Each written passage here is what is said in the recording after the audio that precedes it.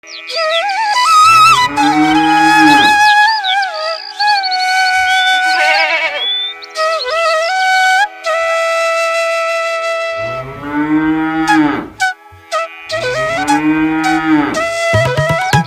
कहानी है एक छोटे से सुकून भरे गांव हरिपुर की, जहां एक सीधा साधा लड़का अर्जुन अपनी माँ कमला देवी के साथ रहता था।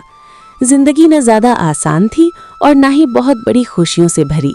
फिर भी दोनों माँ बेटा अपने छोटे से घर में हर हाल में मुस्कुराने की कोशिश करते थे। एक शाम का वक्त था। अर्जुन घर के बाहर एक पुरानी सी खटिया पर बैठा था, बिल्कुल चुप, बिल्कुल गुमसुम। उसकी आंखों में एक अजीब सी खामोशी थी, जैसे दिल के अंदर हजारों बातें दबी हुई हों पर अल्फाज कहीं खो गए हों। थोड़ी देर बाद उसकी माँ कमला देवी वहां आती हैं।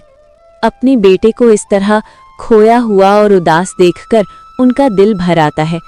वो धीरे से नरमी भरे अंदाज में उसके पास बैठती हैं और प्यार से पूछती हैं, अर्जुन बेटा, क्या हुआ?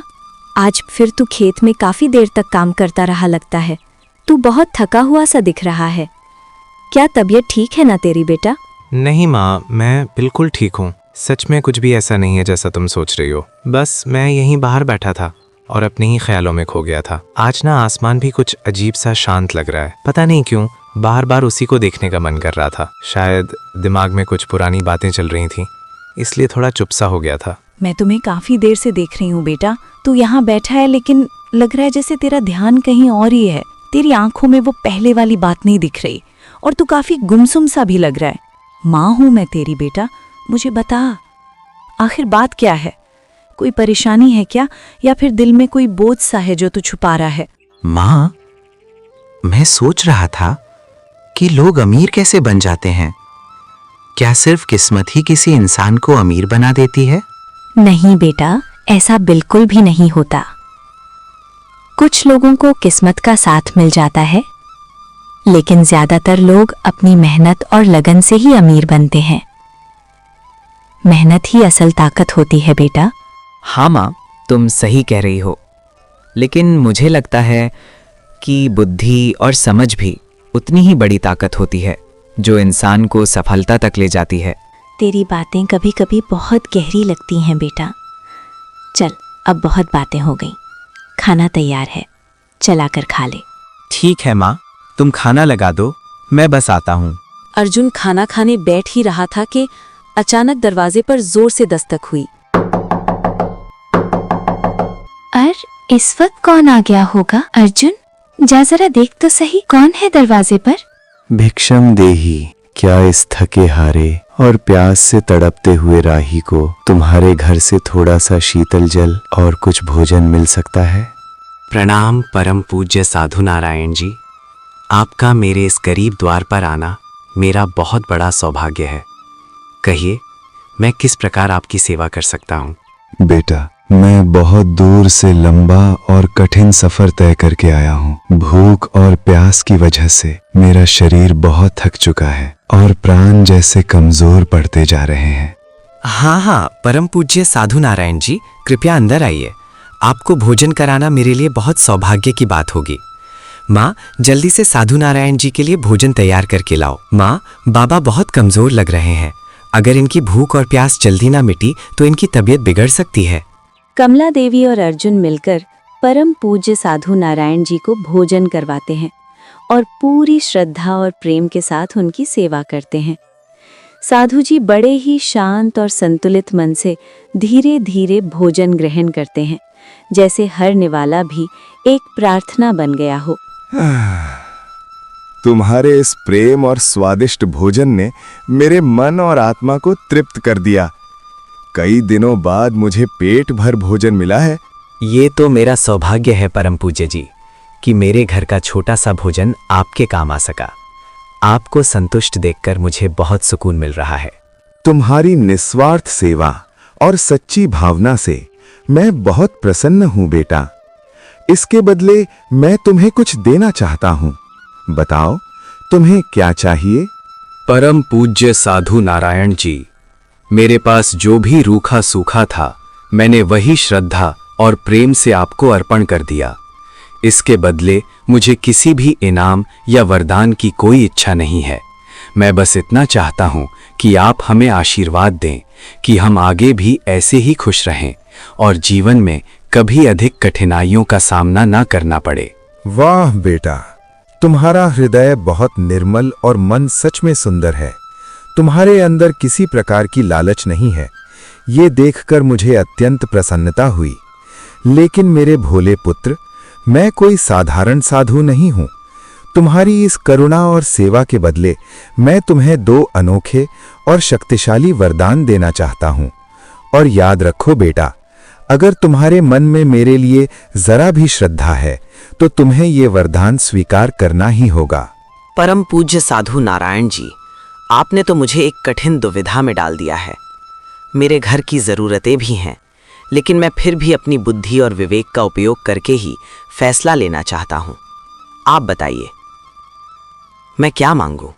बोलो बेटा, तुम्हारी जो भी इच्छा हो, बिना किसी संकोच या भय के मुझसे मांग सकते हो। बाबा, मेरा पहला वरदान यह है कि जब भी मैं अपने मन से कोई प्रश्न करूं तो मुझे हमेशा सत्य उत्तर प्राप्त हो, ताकि मैं कभी गलत राह पर ना चलूं। तथास्तु बेटा, आज से तुम्हें हर प्रश्न का सत्य उत्तर मिलेगा। ये वरदान तुम्हें सदैव सही दिशा दिखाएगा। अब अपना दूसरा वरदान भी बताओ।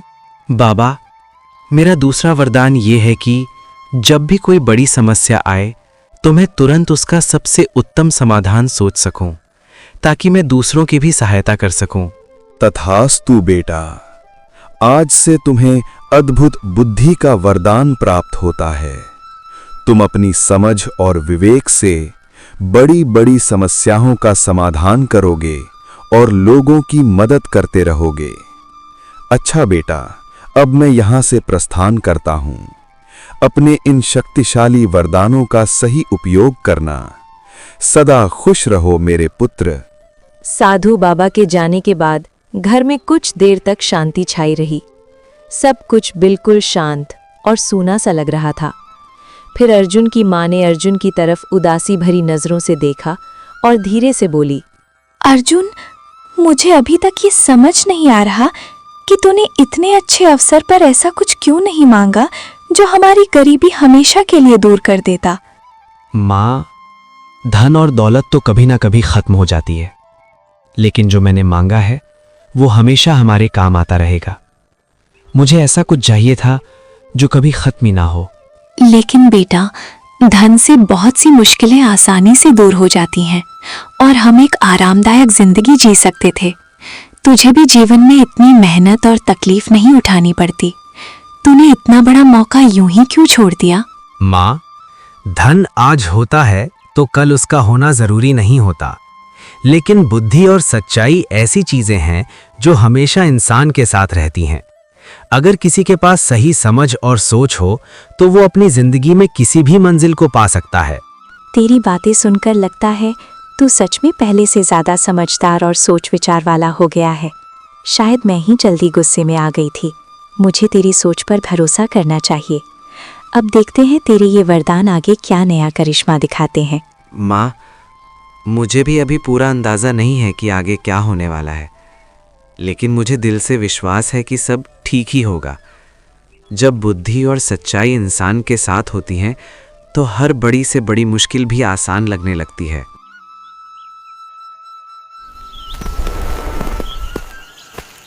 अगली सुबह अर्जुन गांव के रास्ते से गुजर रहा था। सुबह की हल्की धूप और हवा में एक शांति सी थी। रास्ते में उसने देखा कि एक बूढ़ा किसान एक पेड़ के नीचे बैठा हुआ है। उसके चेहरे पर गहरी चिंता और उदासी साफ झलक रही थी। अर्जुन धीरे से उसके पास गया और नरमी भरे अंदाज में पूछा, काका, आप यहाँ अकेले इतने परेशान और उदास क्यों बैठे हैं?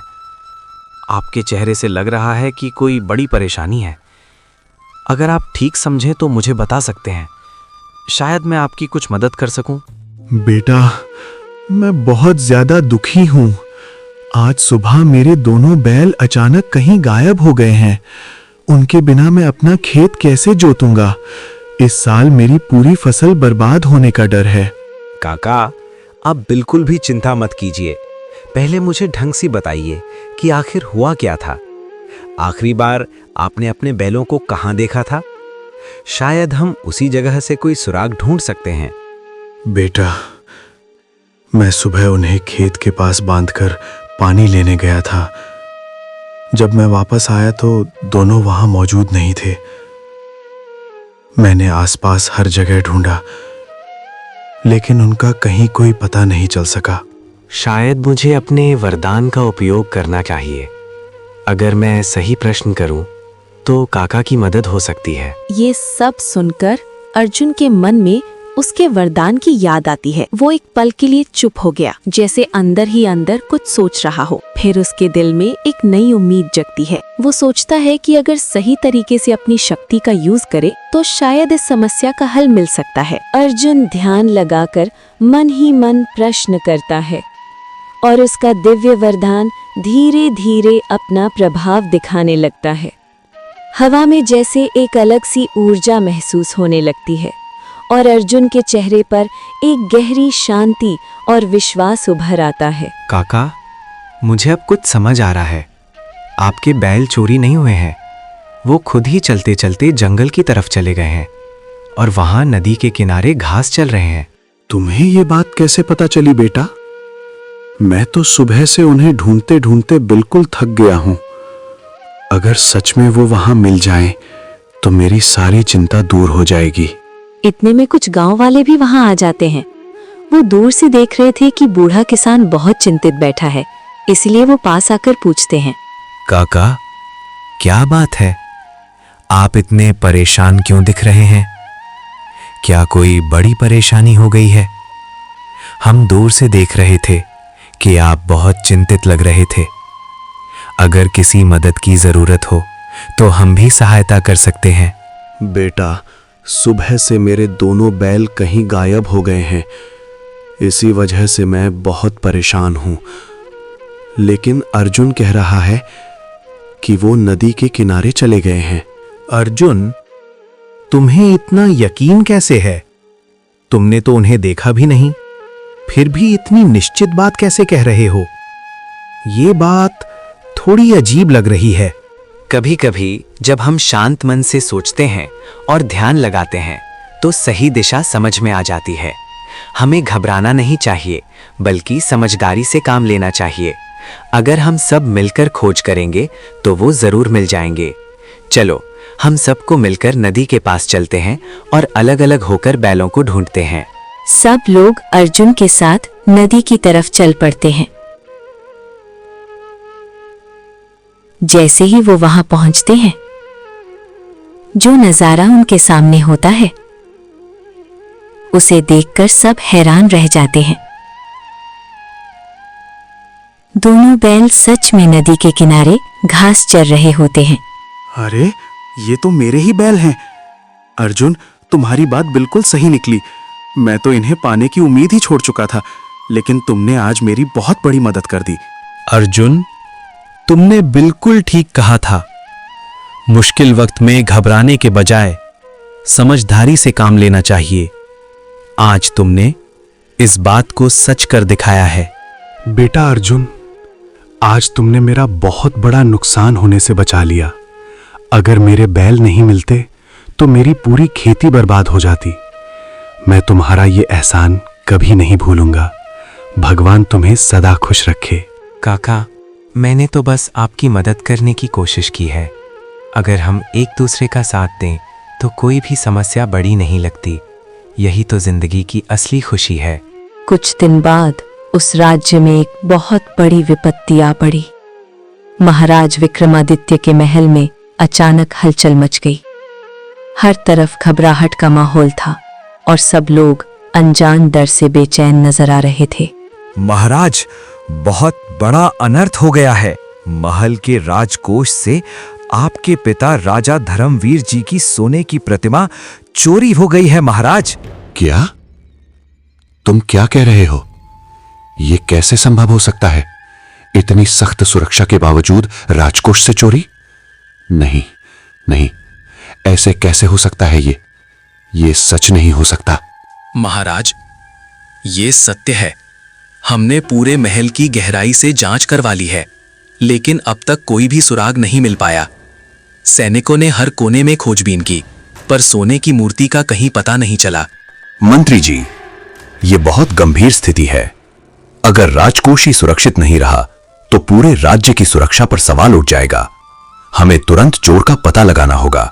महाराज, अगर आपकी आज्ञा हो तो हम पूरे राज्य में घोषणा कर दें, जो भी इस मूर्ति को वापस लाएगा और चोर को पकड़ लेगा उसे बड़ा इनाम दिया जाएगा। हाँ, यही उचित उपाय है। तुरंत पूरे राज्य में ये घोषणा कर दी जाए।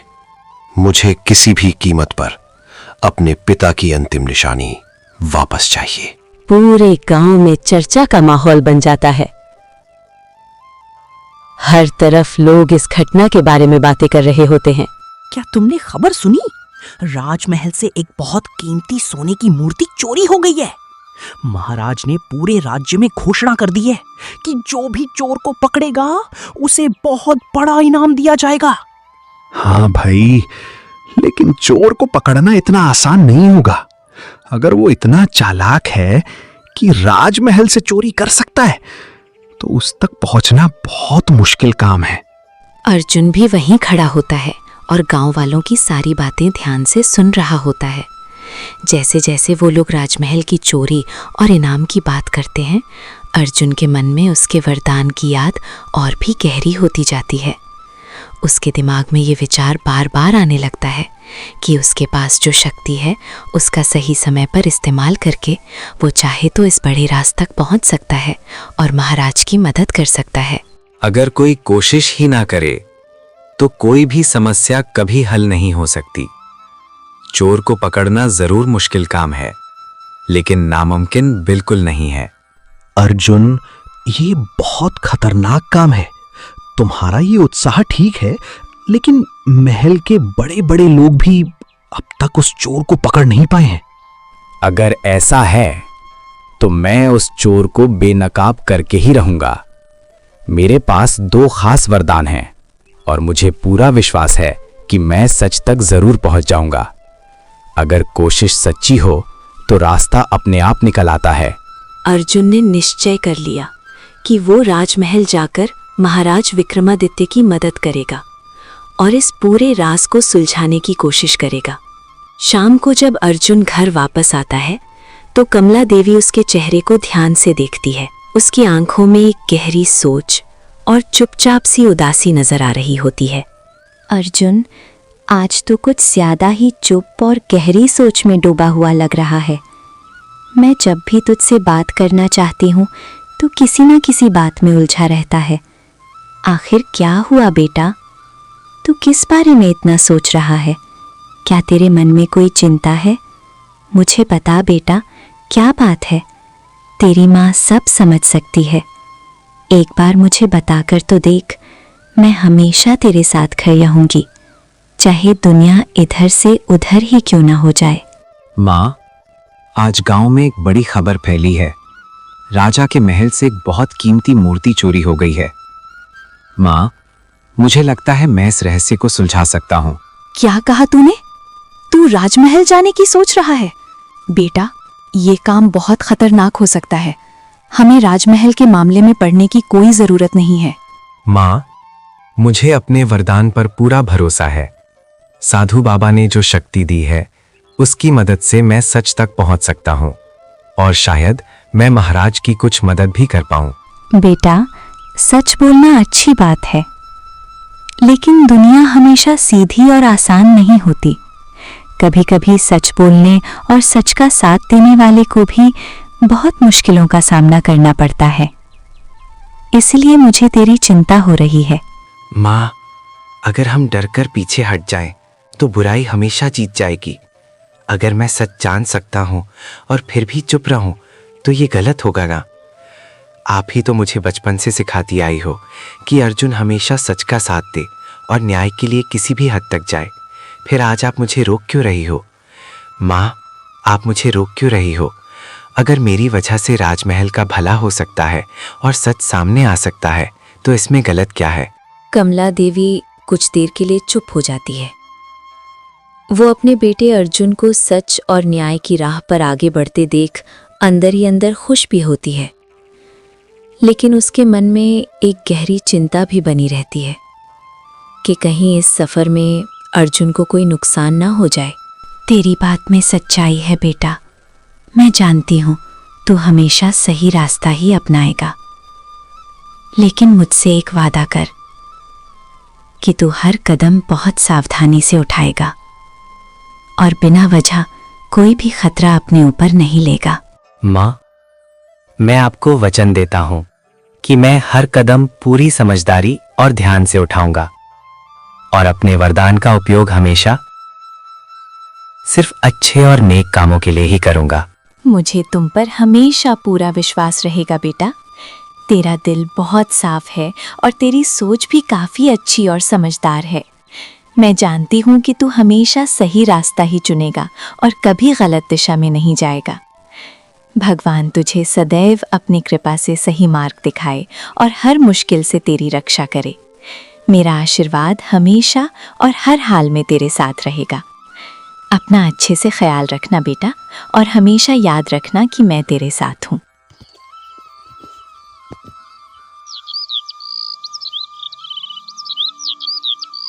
माँ का आशीर्वाद लेकर अर्जुन अगले दिन राजमहल जाने की तैयारी करने लगा।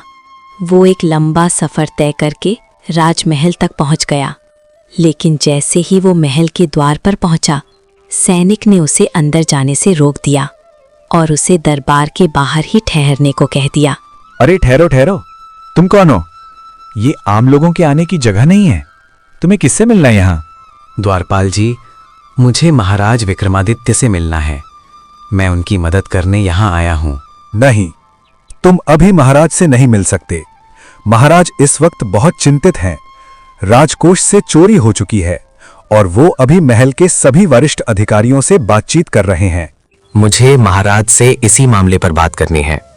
मैं वो बेशकीमती मूर्ति ढूंढ सकता हूँ। मेरे पास कुछ दिव्य वरदान हैं, जिनकी मदद से चोर को तुरंत पकड़ा जा सकता है। क्या तुम्हारे पास दिव्य शक्तियां हैं? रुको रुको, तुम यहीं ठहरो। मैं अभी महाराज को इस बारे में बता कर आता हूं। तुम यहां से कहीं मत जाना। महाराज, महल के द्वार पर एक युवक आया है। वो कह रहा है कि वो चोरी हुई मूर्ति का पता लगा सकता है। उसके पास कुछ दिव्य शक्तियों का वरदान भी है। क्या दिव्य वरदान? ये कैसी बात है? तुम उसे बिना देर किए अंदर क्यों नहीं लाए? अभी के अभी उस व्यक्ति को दरबार में पेश करो। जल्दी जाओ। सैनिक तुरंत बाहर जाकर अर्जुन को लेकर आता है और उसे दरबार में महाराज विक्रमादित्य के सामने पेश करता है। महाराज अर्जुन को देखकर उससे कहते हैं, अच्छा, तो तुम हो वो दिव्य वरदान वाले। कौन हो तुम और कहां से आए हो? प्रणाम महाराज, मेरा नाम अर्जुन है और मैं हरिपुर गांव से आया हूँ। महाराज, मैं उस चोरी हुई मूर्ति को वापस लाने में आपकी सहायता कर सकता हूँ। क्या तुम्हें एहसास है कि ये कितना गंभीर मामला है? अगर तुम असफल रहे तो हमारा कीमती समय बर्बाद होगा। मुझे विश्वास दिलाओ कि तुम ये काम कर सकते हो। महाराज, मैं जानता हूं कि यह काम बिल्कुल आसान नहीं है, लेकिन मैं पूरी लगन के साथ कोशिश करना चाहता हूं। कभी कभी एक छोटी सी चींटी भी बड़े से बड़े हाथी को हरा देती है। बस मुझे एक अवसर दे दीजिए महाराज। मैं आपको वचन देता हूं कि मैं आपको निराश नहीं करूंगा। सिर्फ एक मौका चाहिए। महाराज, मुझे लगता है ये हमें बेवकूफ बनाने की कोशिश कर रहा है। हमें इसकी बातों पर विश्वास नहीं करना चाहिए। ये मुझे किसी ढोंगी जैसा लग रहा है, जिसका इरादा आपको भ्रमित करके कोई बड़ा फायदा उठाने का है। हम तो कहते हैं इसे तुरंत यहां से निकाल देना चाहिए, क्योंकि अगर हमने इस पर समय बर्बाद किया तो मूर्ति भी हाथ से निकल सकती है और ये अनजान व्यक्ति भी अपना कोई बड़ा काम कर जाएगा। अरे, तुम अभी तक यहीं खड़े हो, चलो यहां से निकल जाओ। महाराज इस वक्त बहुत क्रोधित है। नहीं नहीं मंत्री जी, ये कहीं नहीं जाएगा। न जाने क्यों मुझे इस पर विश्वास हो रहा है। ये पूरे यकीन के साथ कह रहा है कि ये चोर को पकड़ सकता है। मुझे लगता है इसे एक अवसर देना चाहिए। ठीक है अर्जुन, मैं तुम्हें एक मौका देता हूं, लेकिन तुम्हें बहुत सावधानी और समझदारी से काम करना होगा। अगर तुम सच में चोर को पकड़ लेते हो तो तुम्हें बड़ा इनाम दिया जाएगा, लेकिन अगर तुमने हमारा समय बर्बाद किया तो तुम्हें उसकी सजा भी भुगतनी पड़ेगी। धन्यवाद महाराज, मुझे पूरा विश्वास है कि सच बहुत जल्द सामने आ जाएगा और वो बेशकीमती मूर्ति भी वापस मिल जाएगी। महाराज की अनुमति मिलने के बाद अर्जुन ने महल के सभी सेवकों और वहां मौजूद लोगों को एक जगह इकट्ठा करने का अनुरोध किया। महाराज, मुझे महल के सभी लोगों से बात करनी है। जो भी उस रात महल में मौजूद थे उन सभी को यहाँ बुलाया जाए। मुझे लगता है कि सच उन्हीं के बीच कहीं छुपा हुआ है। ठीक है अर्जुन, जैसा तुम कह रहे हो वैसा ही किया जाएगा।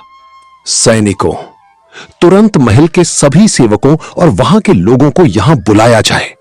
आज ही हम इस रहस्य का अंत करना चाहते हैं। कुछ ही देर बाद महल के सभी सेवक दरबार में लाकर खड़े कर दिए जाते हैं। उनके चेहरों पर घबराहट और डर साफ नजर आ रहा होता है। महाराज, महल के सभी सेवक यहां हाजिर हैं। अब ये अपनी बात रख सकता है। हम सभी ये जानना चाहते हैं कि इन महाशय का क्या तरीका है। क्या वास्तव में चोर पकड़ा जाएगा या फिर सिर्फ हमारा समय ही व्यर्थ जाएगा? अर्जुन मन ही मन गहरी सोच में डूब जाता है और अपना पहला वरदान इस्तेमाल करता है। वो अपने आप से प्रश्न करता है। उसे सच का पता लगाना है। मूर्ति आखिर किसने चुराई है? अपने जादुई वरदान से वो मन ही मन उत्तर मांगता है। अर्जुन सभी लोगों को ध्यान से देखने लगता है और धीरे धीरे उसे अपने सवाल का संकेत मिल जाता है। महाराज, मुझे अभी पूरा सच तो स्पष्ट रूप से नहीं मिला है, लेकिन मुझे पूरा विश्वास है कि चोर महल के ही लोगों में से कोई है। इस रहस्य को सुलझाने के लिए मुझे एक और कदम उठाना होगा, तभी असली चोर सामने आ पाएगा। अगर चोर सच में महल के अंदर का ही है तो ये बहुत गंभीर बात है। हमें हर कदम बहुत सावधानी से उठाना होगा। अर्जुन, अब तुम्हारी अगली योजना क्या है? अर्जुन अब अपने दूसरे वरदान की सहायता से एक चतुर योजना तैयार करने लगता है। वो समझ जाता है कि अब सही समय आ गया है अपनी दूसरी शक्ति का उपयोग करने का। उसे ऐसी चाल चलनी होगी जिससे चोर खुद सामने आ जाए। अर्जुन मन ही मन अपने जादुई वरदान को याद करता है और उससे मार्गदर्शन मांगता है। कुछ ही पलों में उसके दिमाग में एक सोची समझी योजना उभर कर सामने आ जाती है। महाराज, मुझे एक छोटा सा परीक्षण करने की अनुमति चाहिए। इससे हमें चोर तक पहुंचने में मदद मिल सकती है, लेकिन इसके लिए यहां मौजूद सभी लोगों को अपनी जगह पर ही खड़ा रहना होगा। कोई भी जरा सा भी हिलेगा नहीं। अगर किसी ने अपनी जगह बदलने की कोशिश की तो समझ लिया जाएगा कि वो संदेह के घेरे में है। ठीक है अर्जुन, तुम्हें पूरी अनुमति दी जाती है। अगर इससे चोर पकड़ा जा सकता है तो ये बहुत अच्छा होगा। सैनिकों, ध्यान रहे कि यहां से कोई भी व्यक्ति बाहर न जाने पाए और सब अपनी जगह पर ही खड़े रहें। मेरे पास एक विशेष जादुई तरीका है। जिस व्यक्ति ने मूर्ति चुराई है उसके पैर वहीं जम जाएंगे और वो अपना एक कदम भी आगे नहीं बढ़ा पाएगा। इसलिए जिसने भी ये चोरी की है वो ईमानदारी से आगे आकर महाराज से क्षमा मांग ले, वरना मेरा जादू उसे चलने के लायक भी नहीं छोड़ेगा।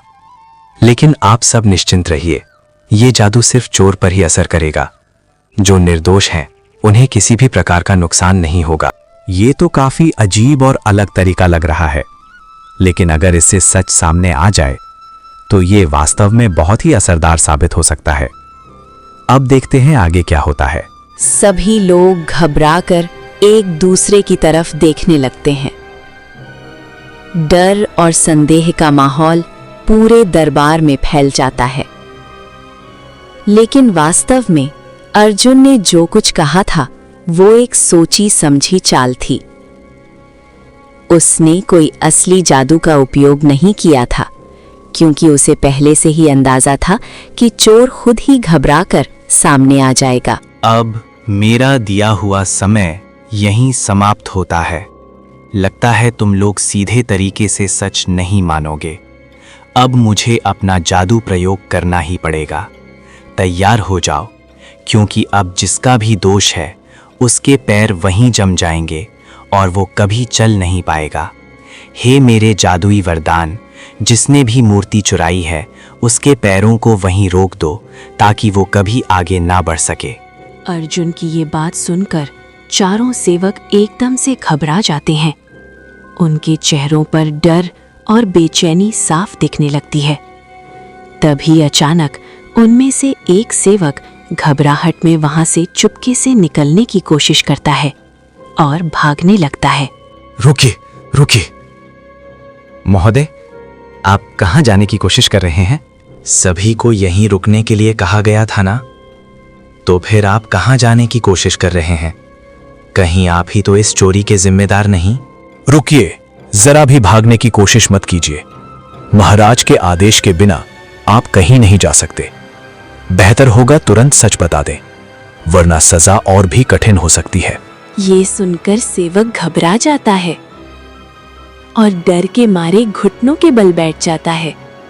उसके चेहरे पर पछतावा साफ दिखने लगता है। महाराज, मुझे क्षमा कर दीजिए। मुझसे बहुत बड़ी गलती हो गई। लालच में आकर मैंने ही मूर्ति चुराई थी और उसे महल के पिछले हिस्से में छुपा दिया है। अर्जुन की चतुर योजना से सच सबके सामने आ जाता है और दरबार में सब लोग हैरान रह जाते हैं। महाराज, लेकिन ये सब मैंने अकेले नहीं किया, इसमें एक और व्यक्ति भी शामिल था। तुम्हारा क्या मतलब है? जो भी सच है वो साफ साफ बताओ। तुम्हारे साथ और कौन था? अगर तुमने जरा भी झूठ बोला तो सजा और भी कठोर होगी। महाराज, मैं सच कह रहा हूं। मुझे ये काम करने के लिए मजबूर किया गया था। जिसने मुझे ये सब करने को कहा वो कोई और नहीं बल्कि मंत्री जी हैं। एक पल के लिए पूरा दरबार सन्नाटे में डूब जाता है। महाराज विक्रमादित्य को अपने कानों पर विश्वास ही नहीं होता। जिस मंत्री पर उन्होंने सबसे ज्यादा भरोसा किया था वही आज उनके पिता की अमूल्य मूर्ति की चोरी में शामिल निकला। मंत्री जी, ये मैं क्या सुन रहा हूं? क्या सच में तुम इस चोरी में शामिल हो? जिस पर मैंने सबसे ज्यादा भरोसा किया, जिसे मैंने अपना प्रमुख सलाहकार बनाया, उसी ने मुझे धोखा दिया। तुम्हें शर्म नहीं आती? जिस थाली में खाते हो उसी में छेद कर दिया। महाराज, कृपया मेरी बात सुनिए। ये सेवक झूठ बोल रहा है। मैंने ऐसा कोई आदेश नहीं दिया। ये अपनी गलती मुझ पर डालने की कोशिश कर रहा है। नहीं महाराज, मैं सच कह रहा हूं। मंत्री जी ने ही मुझे मूर्ति चुराने के लिए उकसाया था। उन्होंने वादा किया था कि मुझे बदले में इनाम मिलेगा। लालच में आकर मैंने ये गलती कर दी। मुझे माफ कर दीजिए महाराज। मेरे छोटे बच्चे हैं, मैं आपका दुश्मन नहीं हो सकता। मुझे तो बस मंत्री जी ने लालच दिया था। सच क्या है ये हमें अभी पता चल जाएगा। सैनिकों, तुरंत महल के पिछले हिस्से में जाकर मूर्ति की जांच करो। अगर सेवक की बात सच निकली तो मंत्री को उसके अनुरूप कड़ी सजा दी जाएगी। जैसी आज्ञा महाराज। हम अभी जाकर मूर्ति स्थान की जांच करते हैं। कुछ ही देर बाद सैनिक वापस दरबार में लौट आते हैं। उनके आने से महल के माहौल में एक नई सी बेचैनी और उत्सुकता और भी गहरी हो जाती है। महाराज, सेवक की बात सत्य निकली। मूर्ति वहीं छुपी हुई मिली जहां उसने बताया था। हम उसे वापस दरबार में ले आए हैं। अब पूरी सच्चाई स्पष्ट हो चुकी है। मंत्री, अब भी तुम्हारे पास कुछ कहने के लिए बचा है? सच्चाई सबके सामने आ चुकी है। तुमने न सिर्फ चोरी की योजना बनाई बल्कि पूरे राज्य के विश्वास को भी तोड़ दिया है। महाराज, अब मैं और झूठ नहीं बोल सकता। लालच ने मेरी बुद्धि को अंधा कर दिया था। मैंने ही सेवक को मूर्ति चुराने के लिए उकसाया था। मुझसे बहुत बड़ी गलती हो गई। कृपया मुझे क्षमा कर दीजिए। आज के बाद मैं कभी ऐसी गलती नहीं दोहराऊंगा। सैनिकों, मंत्री और सेवक दोनों को तुरंत कैद में डाल दो। ऐसे लोगों को उचित सजा मिलनी ही चाहिए ताकि राज्य में न्याय और विश्वास बना रहे। सैनिक मंत्री और सेवक को पकड़कर कैद खाने की ओर ले जाते हैं। चोरी का पूरा रहस्य सुलझने के बाद महाराज बहुत प्रसन्न होते हैं। अर्जुन, आज तुमने बहुत बड़ा और महत्वपूर्ण काम किया है। तुम्हारी बुद्धि, साहस और सूझबूझ से सच्चाई सबके सामने आई। अगर तुम ना होते तो ये रहस्य कभी सुलझ नहीं पाता। पूरा राज्य तुम्हारा आभारी रहेगा। महाराज, मैंने तो बस अपना कर्तव्य निभाया है। सच्चाई को सामने लाना ही सबसे जरूरी था। अगर हम अन्याय को चुपचाप सह लें तो बुराई और भी बढ़ जाती है। तुम्हारी बात बिल्कुल सही है अर्जुन। मैं तुम्हें तुम्हारी बहादुरी और समझदारी के लिए इनाम देना चाहता हूं। आज से तुम इस राज्य के सम्मानित नागरिक होंगे। सैनिक राजकोष से कुछ सोने के सिक्के लेकर दरबार में आते हैं। लो अर्जुन, ये तुम्हारी बुद्धि और साहस का पुरस्कार है। और साथ ही मैं चाहता हूं कि आज से तुम हमारे राज्य के सलाहकार पद को संभालो। तभी सैनिक दरबार में अर्जुन की मां को लेकर प्रवेश करते हैं। महाराज, ये अर्जुन की माता है। इन्हें जब पता चला कि इनका बेटा दरबार में है तो ये उनसे मिलने यहाँ आई हैं। अर्जुन बेटा, मुझे तुझ पर बहुत गर्व है। मैंने कभी सोचा भी नहीं था कि तू इतना बड़ा और महत्वपूर्ण काम कर देगा। आज पूरे दरबार के सामने तेरी इतनी प्रशंसा हो रही है। एक माँ के लिए इससे बड़ी खुशी और क्या हो सकती है। माँ, अगर आपने मुझे सच और न्याय का रास्ता ना सिखाया होता तो शायद मैं इतना साहस कभी नहीं कर पाता। आपने हमेशा मुझे सही और गलत का अंतर समझाया है। आज मैं जो भी हूँ उसके पीछे आपका ही हाथ है। बेटा, मुझे बस यही चिंता थी कि कहीं इस रास्ते में तुझे किसी तरह का नुकसान ना हो जाए। लेकिन आज मुझे समझ आ गया कि जो इंसान सच का साथ देता है उसे कभी हार नहीं होती। माताजी, आपने सच में एक अद्भुत पुत्र को जन्म दिया है। अर्जुन की बुद्धि और ईमानदारी पूरे राज्य के लिए एक मिसाल है। ऐसे लोग बहुत कम मिलते हैं और आज हमें उस पर गर्व है। महाराज, ये सब भगवान की कृपा है। मैंने तो बस इसे अच्छे संस्कार देने की कोशिश की है। अगर मेरा बेटा दूसरों की मदद कर सके तो यही मेरे लिए सबसे बड़ा इनाम है। फिर भी अर्जुन को उसके साहस और समझदारी का उचित पुरस्कार मिलना चाहिए। आज से इसे राज्य का मंत्री नियुक्त किया जाता है और इसे सोने के सिक्के भी इनाम में दिए जाते हैं ताकि इसका भविष्य और भी उज्जवल हो। महाराज, आपका बहुत बहुत धन्यवाद। लेकिन मेरे लिए सबसे बड़ी खुशी यही है कि मैं सच को सामने लाने में सहायता कर सका और राज्य की सेवा कर पाया। उस दिन के बाद पूरे राज्य में अर्जुन की बुद्धि, साहस और ईमानदारी की चर्चा होने लगी। हर जगह लोग उसकी कहानी सुनाते और उससे प्रेरणा लेते। तो दोस्तों, अर्जुन की ईमानदारी और नेक सोच के कारण राज्य में न्याय स्थापित हो सका और महाराज का भी भला हुआ। अर्जुन ने अपने जीवन में सफलता और सम्मान दोनों हासिल किए। धन्यवाद।